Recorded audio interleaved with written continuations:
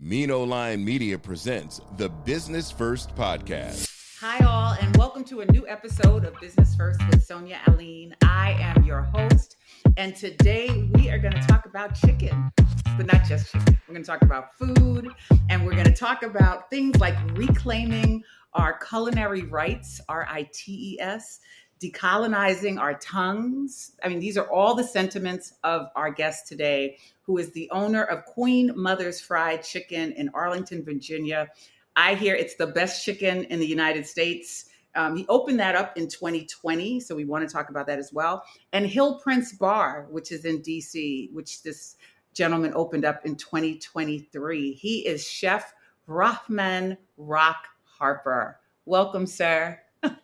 Thank you so much, Sonia. I appreciate that. That was a great intro, and I can talk about fried chicken for hours. So I am looking forward to it. Yeah. And what I love in terms of some of the things that I've seen about and you've done a lot. I mean, you were the season 3 winner on Hell's Kitchen. You've been on Chef Wanted with Anne Burrell. You were a semifinalist for the Best Chef Mid-Atlantic category for the James Beard Award. So, I mean, you've done a lot of work before you actually opened up these restaurants. But what I love about your politics around food is that you are unapologetically about, as I said in the intro, reclaiming our culinary rights, as you said, to quote, decolonizing your tongue.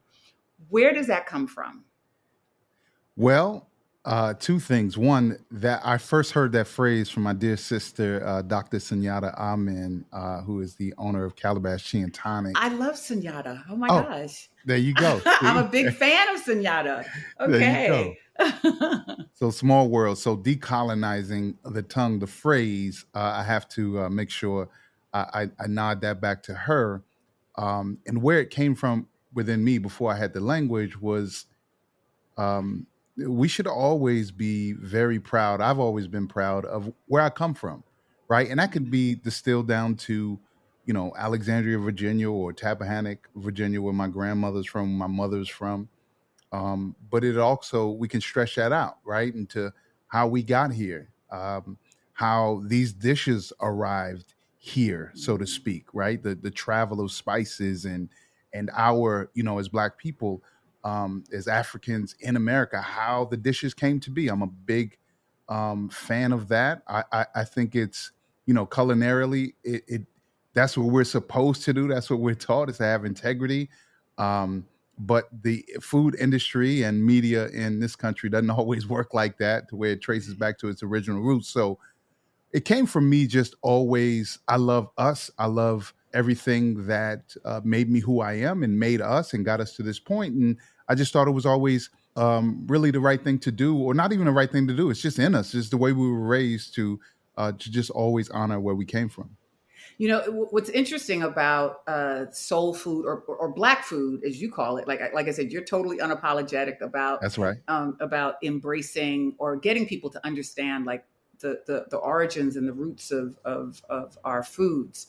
But it's interesting that fried chicken is a favorite of everyone's. But why is it that we are reluctant to attach ourselves to something because it seems so Black at the same time? That's an interesting and wonderful question that we could literally probably spend hours on, because they are authors and people that have done research, years of research on that very thing. If we look at, fried chicken, we look at who was the first to do it. I say it was Black folks. Obviously, the chicken that we know today, the fried chicken that we know and love, that is battered and breaded, was not the fried chicken of the earliest that's credited are the Scots. So right. The Scottish slave owners used to, or Scottish people used to take, if you can just imagine a naked chicken and just dunk it in hot fat, right? And that's the earliest on record that people have. I forget the year, but people Yeah, it was have. the Uh, 1700s. Yeah. thank you, thank you. Okay. I don't believe that. I think Yeah, I that don't. I got I got to I'm do with some you on that research one. on Yeah. right. But if that's where it led, if that's where the Right. scholarship led, the scholars, Yeah. Dr. Psyche Williams Forson talks about that in her book, Right. Building Houses Out of Chicken Legs, and she also has Mm, another book called Eating While Black. And she really, she's a genius, and this is her area of expertise, the study of sort of objects and history and placement and all that jazz as it relates to food. But so fried chicken started there. How it got to, what we love with the flour and the bread, you can read on that, but it really is about how spices and ingredients and right. these different techniques sort of came from across the Atlantic and ended up in kitchens in America. Of course, Right. a black woman, probably, I don't have any record of that, well, probably was the one to fry chicken in the way that we know it. So how did it get to be this thing that black people kind of do not embrace and also sometimes shy away from?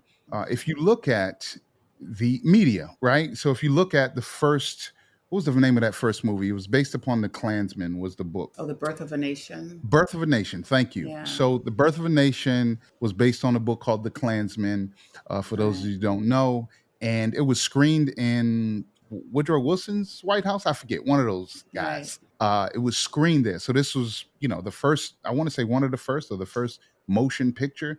Right. And it does a lot of things. But in that movie, they depict, these ravenous black people chasing white women, for instance, and Right. taking over Congress and acting like savages, right? So, Yeah. or unruly, kicking their Right. feet up on the desk with no shoes on and eating fried chicken, Yeah. right? So that's one of the earliest sort of indications of like, we're going to use this thing that you all created or you all love or everybody loves, as you alluded to make it seem like it's negative. And then you can see, from the mammy figures, from the stereotypical fried chicken watermelon, big lip, bug-eyed, negatively Yeah. portrayed, with a chicken bone in his hand, or leaving chicken. There's so much of this stuff that used to happen in billboards and in publications that was really, perfectly normal at the time, that led to us, right? One of the things that led to us collectively, right? I know Right. black folks, I know celebrities, some that will not eat fried chicken in In public, public. for that very reason. So I Right. think media shaping and also the unhealthy connotation, right? The way our plates, soul food, black food has been sort of sometimes demonized to, you all need to eat better, right? We don't do that Right. with Italian food, right? Some of the heavy Italian food. We Mhm. don't do that with, certainly not some of the other cultures around, different Asian Yeah. foods. We don't necessarily do that, but we do that with all black food is, and I learned this in culinary school, is unhealthy, right? We're told that. Wow. So we're programmed, and this is where the decolonization comes from. We have to Yeah. unprogram. We have to unlearn and relearn. Actually, fried chicken was a celebratory food, right? It wasn't Yeah. something that we ate every 2-3 times a week. It's really hard to fry chicken. As a matter of fact, my grandmother would probably say it's not super sustainable because fried chicken, you get 8 pieces, right? She could take, my grandmother and my mother, it could take one chicken and make about 4 or 5 meals out of it. Right. So you can't do that when you're consuming these 1 and 2 pieces. You got to you got to get the bird, you got to slaughter it, you got to, get the feathers off, and you have to do all of those things and dress it. And so it's laborious. It's not necessarily cheap. And also, this lastly, I told you I get passionate about this stuff.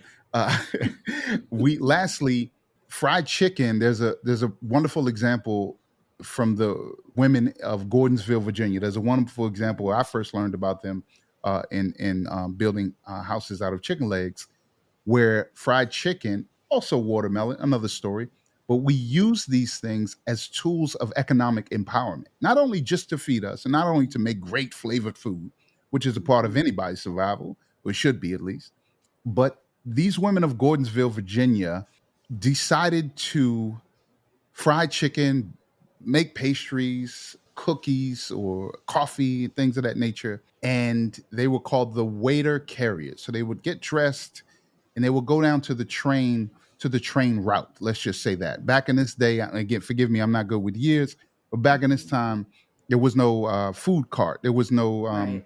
food on the train, and train was the primary mode of transportation. And so they would, people would stop in this town of Gordonsville, Virginia, and they would walk a couple miles. Think about that: frying chicken, baking all this Mm. stuff the night before. They walk a little while, and then serve and make money as a result of this. Became super popular. Some people would book their routes just based upon the food cart, just based upon that stop. So this is something to be supremely proud of, right? Yeah.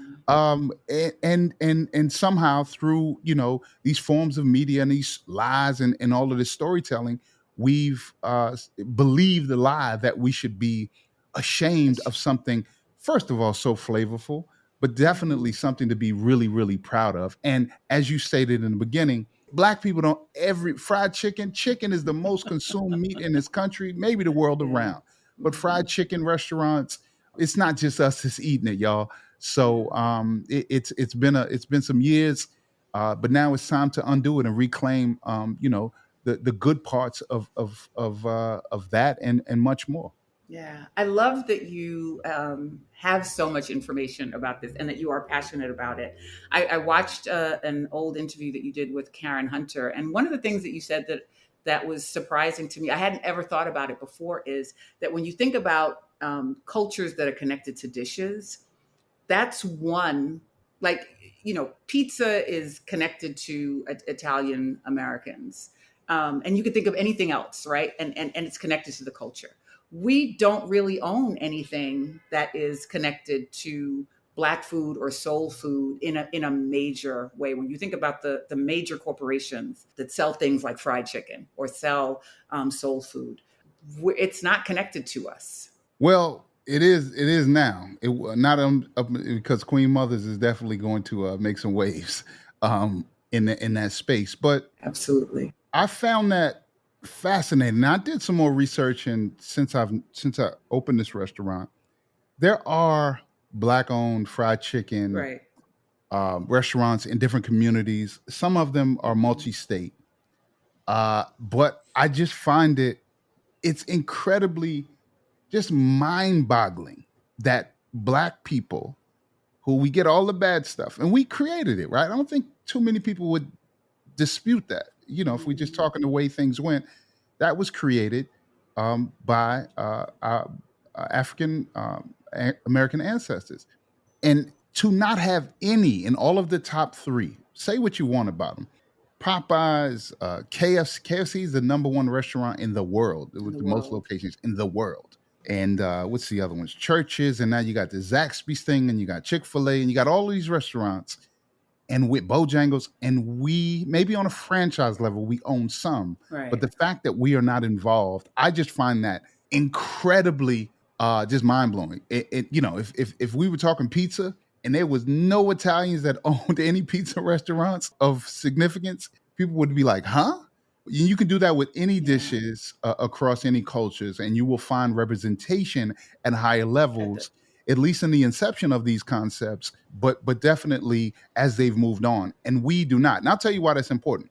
Just really quick. I won't go into it too far. No. I want you to explain that. I think it's important for the audience to understand that. I think the simplest reason is our economic power, right? Or just you make money, right? So, think about all those restaurants I just named. One of them is only open on 6 days. It is the highest grossing per hour restaurant in that category in the country. So you make money. We're talking about billions of dollars of industry. I don't know the number, but $billion industries. Here's what happens when you own that many restaurants. You own a lot of real estate. It's one thing. You pay a lot of taxes. You employ a lot of people. You make decisions locally, nationally, in political matters, right? It's not just about, I want to fry chicken for sake of frying chicken. If you do, that's cool. I think that's great. But if you think about the power of KFC, who was once, and maybe they still are, I forget, in partnership with Pepsi-Cola, right? Or Pepsi bought KFC. I forget their little marriage that they had. If you think about the power or the influence that these companies have over our lives, right? Where they put, who they employ. I shouldn't say over our lives, in our lives, right? We all have seen those restaurants in our communities. And if Black people had some of that influence through a business perspective, I think it would be definitely significant. The other side, say what you want about, restaurants not being good, right? The revolution, the evolution of fast food is has been in certain cases detrimental to Black people. I get that point. As a matter of fact, I just read a book, Marcia Shaitlin. I'm sorry if I'm saying her name wrong, but it's called Franchise. And it talks about the rise of McDonald's in Black America, or Black America's rise in McDonald's, and how McDonald's has played a role in our communities. It's a wonderful read. And really, I'll be 100% transparent. It made me reframe and rethink like what I'm doing with this restaurant. Because, yes, let's just say there was a Black KFC or a Black Chick-fil-A. What happens then, right? If you become $1 billion company in general in this country? I think that's a question for anyone, right? We're not going to capitalist or buy our way, get $1 billion and buy our way to freedom, right? What does our freedom look like? And can I get there by selling 1,000 pounds of chicken a week? I think that's a great question that we must ask ourselves. However, I'd like to be able to ask the question. I'd like to be able to look to a CEO and say, hey, he or she knows where I come from. She understands. They understand this product. Right now, we have some officers, we have some people and some publicly traded companies a little bit, but nothing that is homegrown. And I think that it's tragic on several levels. So that's a great introduction to Queen Mothers, right? Which you started in 2020, paying homage to your mom, Carol Harper. What, number one, you started in 2020. So was that the beginning of 2020, in the middle of the pandemic, as it was happening? Were you just already in the mode to start and just couldn't change what was happening? Like, what was your inspiration for starting it in 2020? First of all, y'all do your research on this podcast. I love it. Got my mama shout out. She gonna love that. And love to my grandmother, who's an ancestor now, Esther Harris, who's the queen mother of our family. Was the queen mother. So 2020, I was actually doing some private chef work when the pandemic. I wasn't in restaurants when the pandemic happened. Former partner of mine called me up. We did a restaurant many years ago together, and we did some good business. He called me up, and he's a very creative guy, and he takes risk. And he said, listen, he'd owned like 3 restaurants, and he's like, listen, nobody's dining in restaurants. We all know what happened.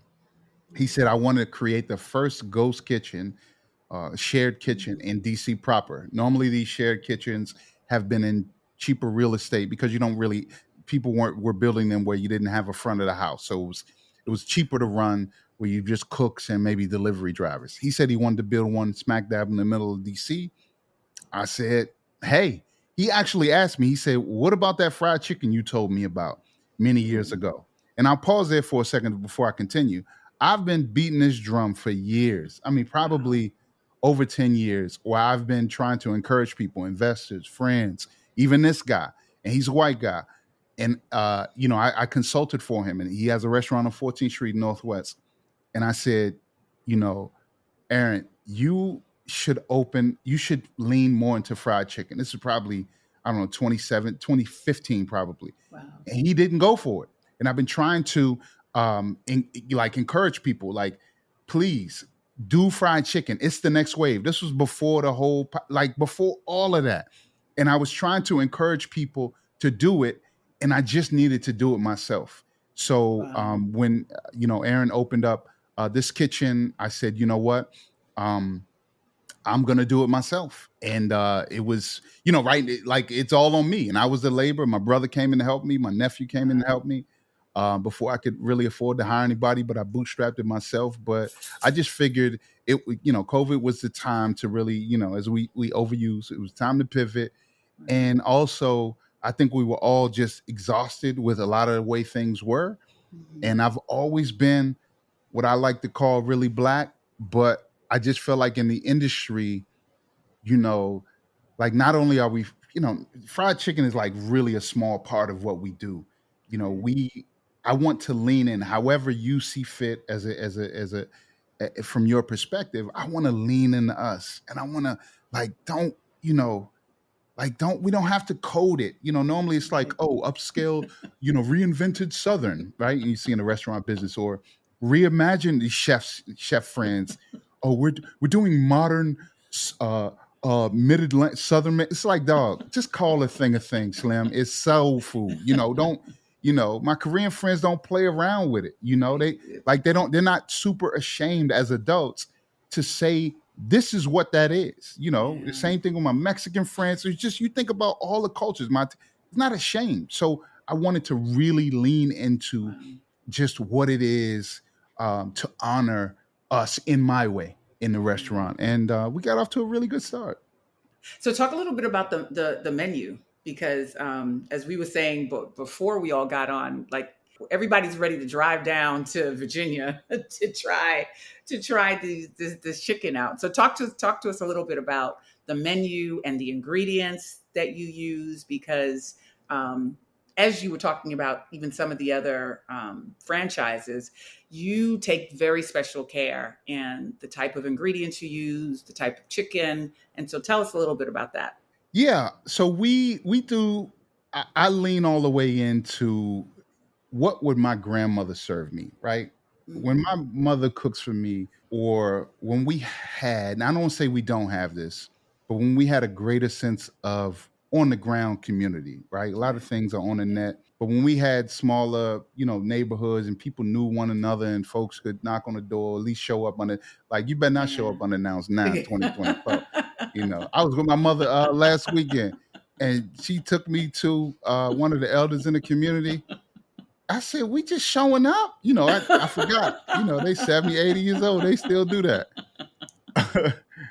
But back in the day when we had Right. these communities, the queen mothers would not give you anything to harm you, right? Yeah. If anything, mothers of any community, women nurture community, they build community, right? Mhm. Um, so as it relates to the chicken, you asked me about the recipe. I'm just like, listen, it's so much garbage in that other chicken. Like, we're going to do stuff like premium. The chicken is almost organic. The flour it's an artisan flour, if you will. The seasonings, the paprika's from Spain, right? My grandmother wasn't using that, but that, I got my own little chefy touches in there, Right. right? But Exactly. I'm not running from it. I'm leaning in, but I'm also, I'm just, I want it to be great. I'm a firm believer, if you're going to do something, you can do one thing on your menu. Some of these menus too big. Do Yeah. one thing and do it great. Yeah. So I use duck fat, which is a really rich fat that we fry in. And we also use a little rice flour in our flour. And what that does is it gives it, if you think about tempura, which is 100% rice flour absorbs less oil, right? So it gives it that crisp. The oil drains off a little better, especially when we clean it as much as we do. And we serve it on a fresh brioche bread. So I just really believe in serving the best and offering that to guests that want it. Now, that does come at a price. And I do believe that, most people, not I believe, I know most people don't understand how the food system works and how we get to really cheap Mhm. food on these restaurant menus. So I really wanted to be intentional to serve a great product. So you see that all throughout the menu. Fried chicken, we use a breast. It is, like I said, it is the only thing that my chicken is not. Is a farm in named Bellin Evans in Pennsylvania. The only thing that our chicken is not organic is the land that it's farmed on, it's grown on. So Mhm. all the other things, if you look at their website, I'm not, they don't pay me or anything like that, but their standards are far and above any other chicken grower standards in the country. Wow. Definitely in this area where we grow a lot of chicken. So I just believe in serving great product, and we don't move as much, Right. right? I could use a chippy chicken, a cheaper bun, cheaper mayonnaise. I could use cheaper everything, just like all of those other restaurants that I Mhm. named. I could bring my costs down. I could make a lot more money. I could bring customers' costs down, but I refuse to do that. So it's great. It tastes great. Yeah. One of the things that you talked about, and I think it's important to explore, particularly for people who are trying to figure out whether they want to go into the food business or any other business. And you just said it, the importance of just doing one thing great. Like, I recently went to it's a bagel shop in Manhattan, and they only have 3 different types of bagels. Like, I mean, most bagel shops have like endless types of, flavors. They only have three different types. Mhm. Like the menu, there's only like 4 things on the menu. The line is out the door, but the food is really, really good. And I experienced that just about a month ago, and it made me rethink about the importance of. And you're actually operating in the same way. You have one product, and just focusing on making it the best. Talk to us, particularly for folks in the audience. There's another gentleman in our neighborhood who just closed his shop. And I'm feeling the reason that he closed it was because he had so many different items there, right? But nothing in particular that like you'd be excited about. He had shakes and dessert and bagels and wraps and like patties, and like he had so many different things, but nothing special about what was in the shop. And so sometimes I think business owners feel like they have to have a lot of variety. And what you're saying is that you don't necessarily have to do that. I'm a firm believer of going deep and then going wide, right? Mm. So we go deep first and then we go wide. And what I mean by that is do one thing great. Like, what are you known for? And there's countless examples, not just in food, of successful companies that have done that well. And there's companies that have not done it well. And there are so many examples. I mean, if you look at Apple, right? When Steve Jobs took over, I haven't read his bio in a long time, but I think I remember it got rid of a bunch of products, and we're going to focus on that one flagship product. And then they started to go wide, and they continue to go wide, but they have such a massive foundation, they can do that thoughtfully. In the case of restaurants, you just from a chef, let's just say from a cook standpoint, it is expensive and it's hard to be able to do a bunch of things really well. Because let's just say you want to do chicken, seafood, beef. I got to have a burger. I got to have something for the kids. So we're going to have a little pizza. We're going to fries. Or we got to get the vegans in. Well, what are the vegans eating, right? And you think about all of the people. And what you realize is that I either have one cook that is doing a bunch of different prep, different times throughout the day. Food might not be that safe. I might have to over order or might have to under order. They might have to go to the store because I probably don't have that many guests. So I'm getting a little bit of this, or we run out and the customer experience is not that great, right? If you think about just all of those, I just named proteins. That's not even including the sides. Someone has to make that. It has to be cooked, received, or gone out and purchased, and then prepped safely. It's super hard and very stressful with all of those different products. And so it's just not a great business decision to me to start out that way, because one of the reasons is many restaurants in general, but definitely Black restaurants, are undercapitalized. We have great ideas. We may have great service. We probably have excellent food, but you still need money. You need a lot of money or a fair amount of money to be able to run the restaurant, so you don't have to worry about the rent in 6 months. Many restaurants, most restaurants, I would dare say, are undercapitalized. So what happens with me, for instance, I was undercapitalized. It was me. When I run out of something, I have one poultry product. I have 2 now. I have tenders and I have chicken breast. I have one poultry product. So when I run out, or my inventory, for instance, when I'm trying to see what to order, I just have if you come into my place, you're getting a chicken sandwich. So if I did 100 customers yesterday, I did at least 100 chicken sandwiches, maybe more if people ordered more. So it's easier for me to go out and shop, or if I run out, it's easier for me to access that product. And you can make tweaks to one dish, right? The recipe I started is not the recipe I have right now. I can make subtle tweaks because that's all I do. My staff training is very easy. I tell my new cooks, this is what you do. You're going to get used. You're going to love this process right here, or, to work here, because you're going to be an expert at it. So it's very easy on so many different levels. to operate. And I think such a smart decision. Now, as we grow, we will, like I said, I've added tenders. We got chicken and waffles. We're going to add a salad soon. We'll have a grilled cheese on the griddle. I have a bigger staff. I'm at National Landing, where Amazon 2's headquarters is, where we have families in, Amazonians, the workers that can afford 20, 18, 20, $24 lunches. So we'll have maybe a beer or some wine at night. Then now we can stretch out because now I have more resources. Now I have more staff. But going deep, right, allowed me the opportunity to be in this position. And one last thing I'll say, many people, you have to know your customer. I know you talk about this. Most restaurant folks have no idea what problem they're solving, right? And I'm not saying that like I know better, but I've learned better, right? I do know better now. You have to understand what problem you're solving, right? Who is your customer and what they want, and what you can give them. And oftentimes this big old variety is not the thing that oftentimes. Now, sometimes you can get to cheesecake, but cheesecake got a whole lot of money and they got a lot of backing. Cheesecake Factory, I'm talking about. But oftentimes you're focused on the wrong things. There's probably like 20% of your menu that accounts for 80% of the sales. Focus on that 20%. Forget the rest of everything else. If something don't sell on my menu, listen. I will drop a menu item like that. And you had that one or two customers that come back. And this is where servers come to you. They say, "Chef, why you take the barbecue off the menu? Mr. Johnson over here asking for the barbecue."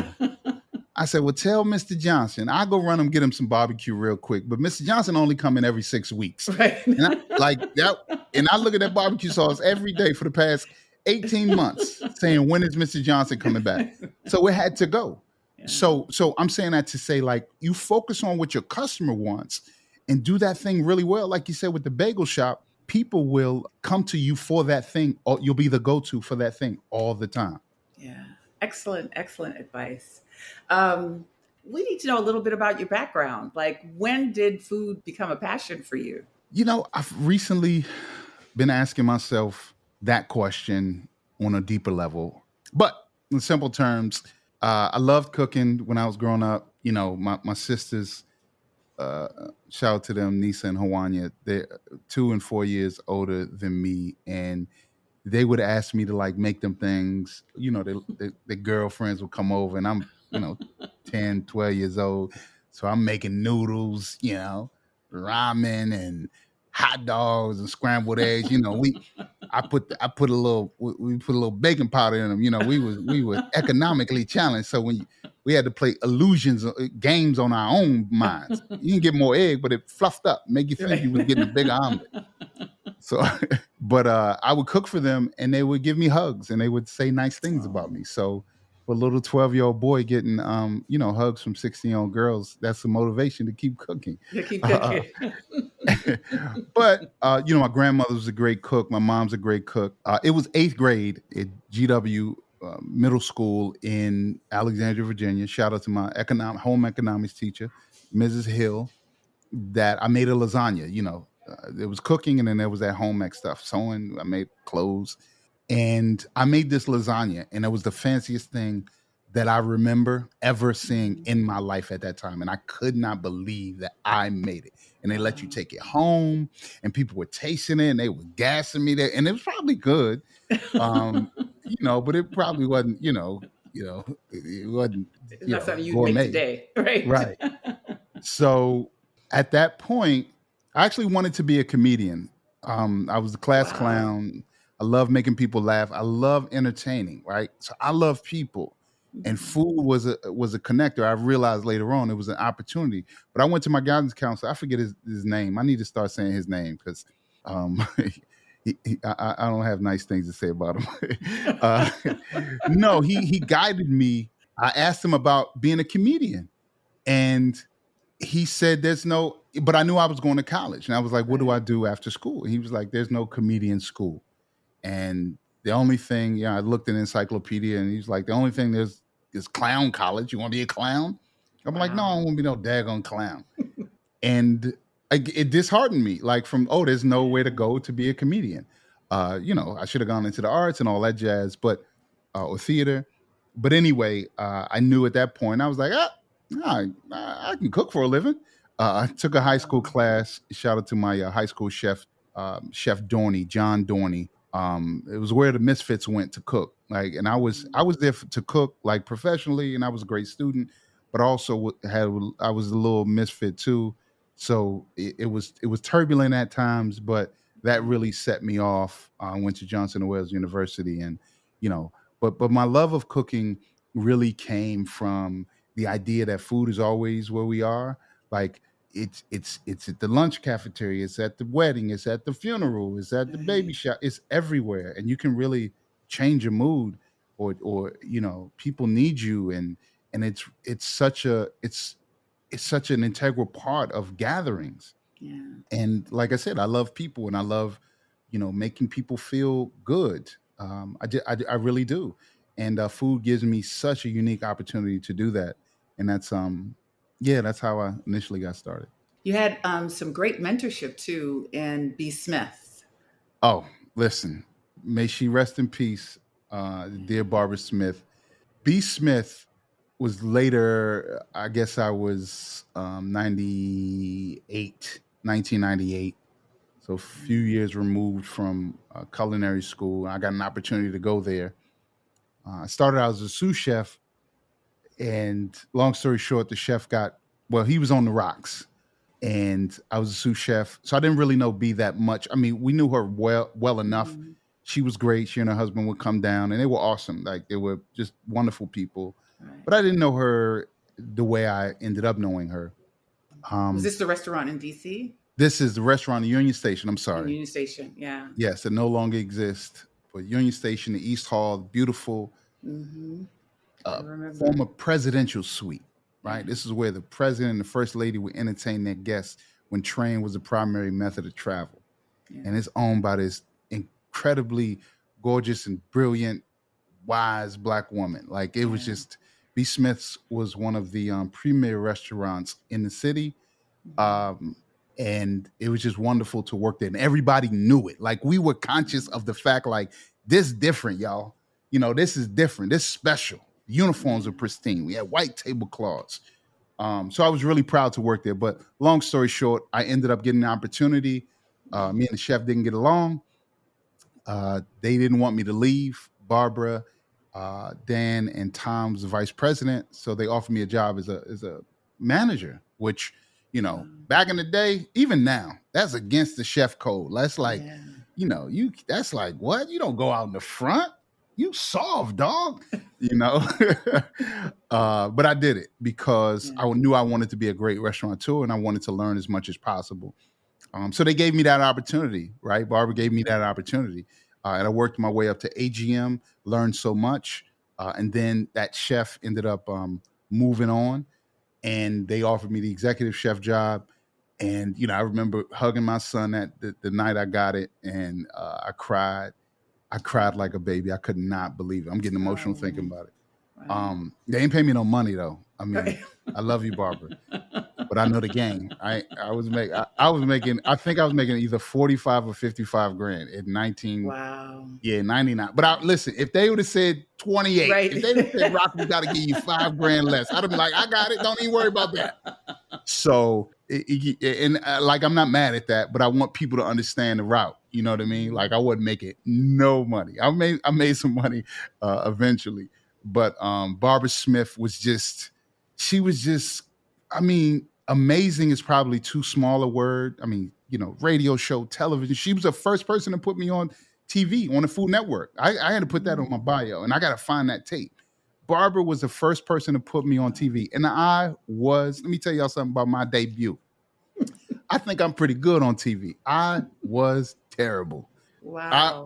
It was one of the worst performances. And the producer, Adrian Hamill, they were so nice. Oh, you're doing great. I know TV now. I was trash.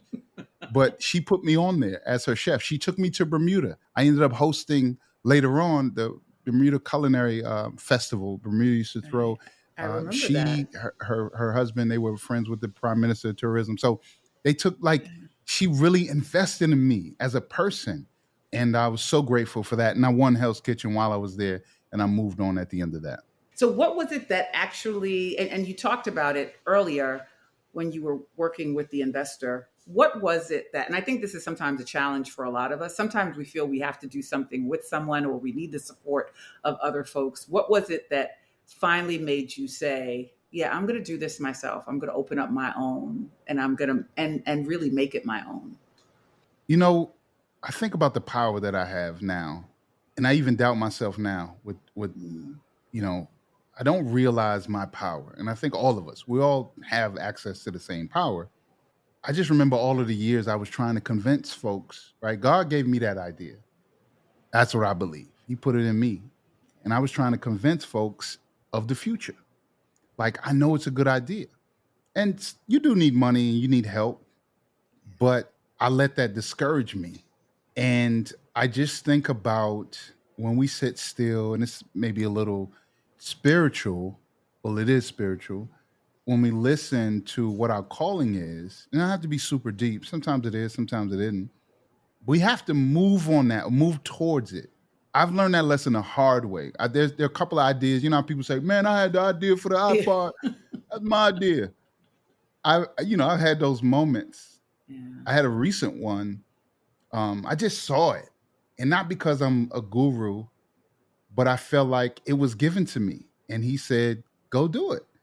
And I waited on other people, and then somebody else made $10 million off of the idea. I don't get mad because there's ideas every day and there's more money and more opportunity to serve folks. Right. But to answer your question, I think, what I've learned from that is, and maybe I wasn't selling it right? Maybe I didn't have the proper pitch and the proper presentation to get people to invest in me. But I don't think I believed in it enough to get investors. But then 2020, I was just like, yo, the world literally is, I don't say it's over, but we know what happened. It felt like it was about to be. I'm like, yo, life super short. We say that all the time. Yeah. We saw during the pandemic, life is short. You know what? I'm tired. Like if I fried chicken, incredible. My kids, they asking me like, can you fry chicken? I know it. And I just said, you know what? This is my opportunity. The thing is, on a business perspective, the thing that made Ghost Line was the name of the kitchen. The thing that made that opportunity unique and allowed me was that Aaron Gordon was the owner. He was a primary owner. It was his building, right? So one of the biggest roadblocks, of course, is capital, but also, getting a building, right? So even if it's a small little shack, you still got to sign a lease. You still have to have some sort of credit and deposit that requires money and that requires some sort of savvy, or you sign a bad deal, right? Which many of us do. This was like above Georgetown. So prime location, high income, above Georgetown in Washington, D.C. And I had to pay him rent, which was a percent. There was a base rent, and then there was a percentage of sales above and beyond a certain threshold. So we had a basement, and then when it went over that, it was a percentage of sales. So what that allowed me to do was take the risk, because what I needed then was food and labor. Right. I didn't have to worry about utilities, the insurance, like all of the things that I deal with now, I didn't have to deal with. So from a business perspective, it was such a great opportunity for me to take that leap, right? Aside from the spiritual stuff, because much of the barriers were broken down for me, and which leads into sort of another concept or another principle, is that collaboration is key. And we were all about it in 2020. I don't know where we at in the restaurant industry with it now, but we were focused on, hey, it was 5 restaurants. It was like 6 restaurants in there, pizza joint. There was ice cream. There was fried chicken, ramen, Indian, and a coffee shop. 6 concepts under one roof. So if that rent, I don't know what his rent was. If that rent was $50,000. Well, we just need to have, instead of one person trying to get $50,000 a month, then now we got $9,000, right? So in theory, right, didn't all work out like that, but so yeah, I think I went a little past your question. No, not at all, not at all. Hill Prince Bar. So that was is that an example of you going wide now in 2023? Wide on my mind some days, but yeah. Okay. Yeah. Yeah. The bar, a friend of mine who's in this business decided to go another route. He said, "Hey, Rock, do you want the bar?" I said, "Yeah." And I did it. It has been a great decision from, again, I'm about us. I'm about Right. people. I think that it has been, since I've taken it over, more welcoming to all communities. No shade to my friend. He's a really good friend of mine. He wasn't running it day to day. He was the owner. Um, but it's a great gathering place, right? Right. And the idea is for me to add a Queen Mother's there under that roof. So it'll make sense. And especially, if you're having fried chicken, again, I talked about it earlier, Right. what's better than a beer or a cocktail or even a Right. non-alcoholic drink to go along with it? Queen Mother's now is an outdoor water park. So we have seats and we have, it's an actual building. So it makes sense on a lot of levels. But there are things that I've had to do to take it to a place that it wasn't at before I got it. So it's going to pan out to be a good move, but it is not easy. I'd say that. Right. The restaurant, the food business is just not an easy business. You have to have a true a love for it. I mean, so with all of this information, I mean, you obviously have the skills, right? But with all of this information, all of this insight, all of this passion, it's obvious that you're going to be building things beyond the brick and mortars and beyond meeting places where people are going to eat and drink. Like what are some of your other goals, if you've thought of them? If you haven't, I mean, it's clear that there's something else that's going to be there, but I'm just curious if you've thought about it. Yeah, well, I'm working on a few things. One, I just want to say what drives me. I've been offered. I mean, Queen Mother's is a premium brand. It has caught the attention of, obviously, our landlord is JBG Smith, the largest commercial landlord in this region. It is a massive company with a phenomenal reputation. So the fact that they asked us to be on their property is means something around here, probably nationally, but it means something. So I've been offered places. I get a call every month, if not even more. Rock, come open here, come open here. One, no. That's my first answer. No. Second, I always ask myself, what's your, like, what are you doing here? Yeah. Yeah, you can sell more chicken, you can make some more money, but who are you serving? The community, the employees, yourself, Right. like what's the goal? And if I can answer that after I sat still, then I'll move.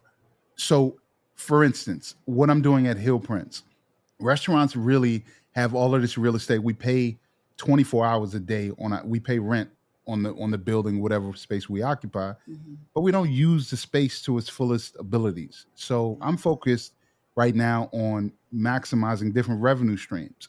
Right. Yes, in the food space, we'll have some retail products, maybe seasoning, sauces, but as you can see, I got my little podcast mic here, and I am, my initial love was comedy, entertainment, media. I am interested in building a space where people can create great Right. visual and audio programs. I just finished recording my first, not mine, but a client's audiobook at Rock Solid Oh, Studios. That's the okay. name of it. But under the roof, right? I don't pay any extra rent. It does Right. cost us some money if I'm not the engineer, but it costs us some money for equipment. But what will happen is I am very interested in creating, marketing tools or allowing other people to come in. Now, say, we rent the studio out for you record a podcast is only $50, or maybe it's 100, maybe 300, who knows? Right. But that's $300 that we didn't have Right. prior, and Absolutely. we didn't pay any more occupational costs. So Mhm. to answer your question, I think growth for me is how do we, what is the next thing? Restaurants are not a great profit business. They aren't. But Yeah. but what is the future of food service hospitality? Going back Right. to, I think that we have to really lean into human beings in general, but I'm focused on Black people. Yeah. We got to lean into, like, yeah, we, like, you in Brooklyn, I'm in Virginia right now, but what is the future of community and gathering looking like? Right. How do we have the opportunities to show up? I have people hit me all the time, whether it be teenagers graduating from high school or people wanting to throw a book launch Yeah. party, and they ain't got too much money sometimes, But sometimes it's about money, sometimes it's not. But one thing I remember from my growing up is that people gave me the opportunity. We always places at the church or outside that we could gather, that we could community build, we could share and network. Those places have become smaller and smaller, or less and less, I should say, without you paying a big old membership fee. Now, I'm not saying there's nothing wrong with that, but what I'm interested in is how can we really use our buildings and our food and our, like you said, the skills to create these spaces of gathering and creation, right? If somebody gets, I don't know, they need to do an AI podcast under my roof, I'm good with it. Like if that becomes a thing and they teaching about AI or they're learning about it, I don't know. I have no idea, but I just really, I want to offer spaces of belonging, and also how do we do that under the same roof so we can create more revenue without increasing our costs? So how do we stay in touch with you? How do we follow you? Give us all of the social media platforms, all of the addresses, everywhere we can stay connected. Thank you. Well, the main place is queenmothercooks.com. That's queenmothercooks.com. On Instagram, the restaurant is Queen Mothers DC. And on Instagram, the bar is Hill Prince Bar. That's where you'll find us. Hill Prince Bar, Queen Mothers DC. You see all of the links there. And keep up with us. We're definitely going to grow the brand and try to grow it so we can empower people that generally don't have the opportunity to get into the restaurant business with their food. So that's my mission. And keep up. Yeah. And we would love to have you back to hear about how you're growing and developing. I truly enjoyed learning all your perspectives. And so thank you so much for being a part of this podcast. This was incredible. Thank you for having me. I just had a little espresso before I came on, so forgive me if I went a little long, but this was incredible. Thank you for sharing your audience with me, or me with your audience. You are welcome. And thank you all for listening. We'll be back again next week with another great guest. Take care. The Business First podcast is hosted and produced by Sonia Aline. Executive producer Ken Johnson. Find the Business First podcast on Apple Podcast, Stitcher, Spotify, Odyssey, iHeartRadio, Amazon Music, TuneIn, or wherever you get your podcast. On social media on IG at business_first_podcast. Follow the Mean Old Line Media Podcast Network on IG at Mean Old Line Media. Get the Mean Old Line Media app in the App Store or Google Play. The Business First podcast is a Mean Old Line Media production.